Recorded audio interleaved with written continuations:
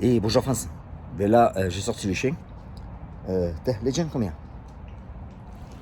Tu dis bonjour. Voilà. Il est avec moi tout le temps.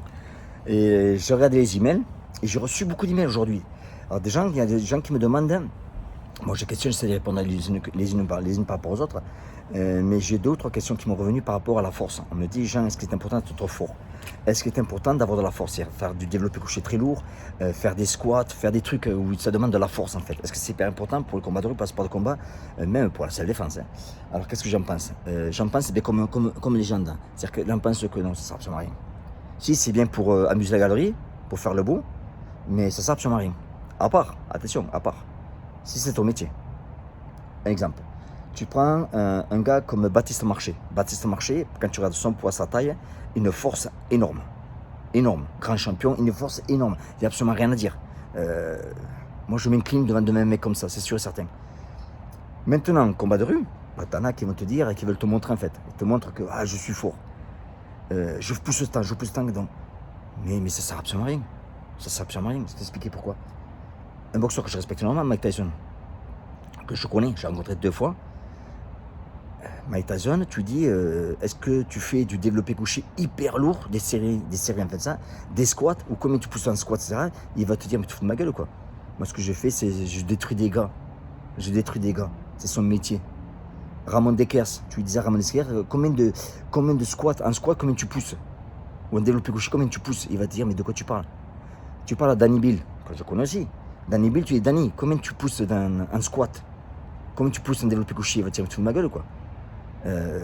C'est pas un concours de force, c'est pas son métier. Donc les gens qui font croire que, par les entraîneurs en France. Les entraîneurs en France, vous parlez par exemple André Zetoun, un ami à moi. Tu dis, André, combien de squats tu pousses tes élèves à faire avec la barre, un maximum de poids? Combien de développé couché? Tu parles à Omar Benamar, qui a entraîné Danny Bill, qui a formé Danny Bill. Tu poses la même question, t'en as plein comme ça. Hein. Tu parles à des boxeurs MMA comme Cyril Diabaté. Des boxeurs, tu as dit Stéphane Nikema, à l'époque aussi c'était pareil. Il y en a une chier de boxeurs. Guillaume Kerner. Combien est-ce qu'ils poussaient? Ils vont te dire, mais tu rigoles comme moi, mon entraînement c'était à la salle, c'était entraînement, c'était PAO, c'était sac, c'était cardio, c'était sparring. Mais ils vont pas te dire qu'ils faisaient des développés couchés de folie, des squats de folie, non, c'est pas ça. Le combat de rue, c'est faut savoir une chose, c'est que le combat de rue, c'est pas le plus fort qui gagne. Ça n'a jamais été le plus fort qui gagne. Le combat de rue, c'est toujours été celui qui est le plus vicieux. Depuis la nuit des temps, c'est simple. Depuis la nuit des temps, il y a des espèces d'animaux qui ont disparu. Pourquoi? Et c'était très très fort. Regarde, des dinosaures, très très fortes. Mais ce qui s'est passé, c'est qu'ils ne se sont pas adaptés. Et c'est pour ça qu'ils sont disparus. L'être humain s'est adapté. Le combat de rue, il faut vous adapter. Tous les gens qui vous disent, il faut faire 1, 2, 3, 4, 5, 6, 7, poubelle, poubelle, de suite poubelle. C'est le plus vicieux qui gagne. Si vous n'avez pas le vice, c'est même pas la peine. On vient d'une société, c'est le vicieux qui gagne. Point à la ligne. Y a pas... Donc tous ces gens qui vous disent qu'il faut avoir de la force, etc., pour moi j'appelle ça des bouffons, se foutent de la gueule du monde. Ce sont des gens, je vous le dis de suite, c'est que très souvent, en fait, il y en a, ils font un muscle qui va être solide aussi, parce qu'ils veulent être impressionnés. Regarde, tous les muscles que j'ai là, il faut que tu aies peur de moi. Oui, c'est ça, il faut que tu aies peur de moi. Mais moi, je m'en bats les couilles complètement. Parce que la taille du muscle, ça n'a absolument rien à voir avec la gifle que tu vas prendre dans la gueule ou le poing que tu vas prendre dans la gueule. D'accord? Je te le dis, c'est le plus vicieux qui gagne. Voilà. Donc, concernant la force, etc., voilà mon point de vue pour la force. Si ça ne vous plaît pas, si vous dites, Jean, tu as tort, j'ai tort. C'est pour vous, j'ai tort, j'ai tort. Et encore une fois, je vous dis au défi de retrouver, de parler à des boxeurs. Regardez les tailles. Les tailles, est-ce qu'ils font des squats, des développés couchés? Non, ils ne font pas ça. Ils ne le font pas. Et pourquoi? Sinon, ça ne sert à rien. Ça ne sert à rien. Le plus important, c'est...